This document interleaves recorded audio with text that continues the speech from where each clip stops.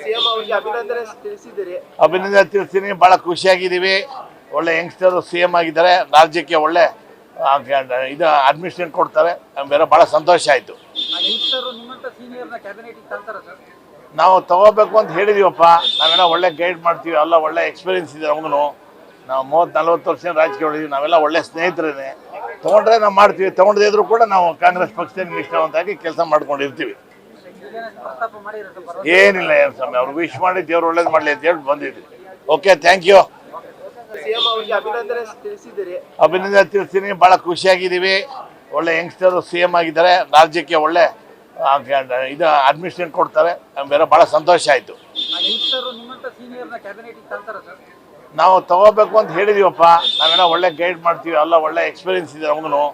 ನಾವು 30-40 ವರ್ಷ ರಾಜಕೀಯ ಹೊಡಿದ್ವಿ. ನಾವೆಲ್ಲ ಒಳ್ಳೆ ಸ್ನೇಹಿತರೇನೆ.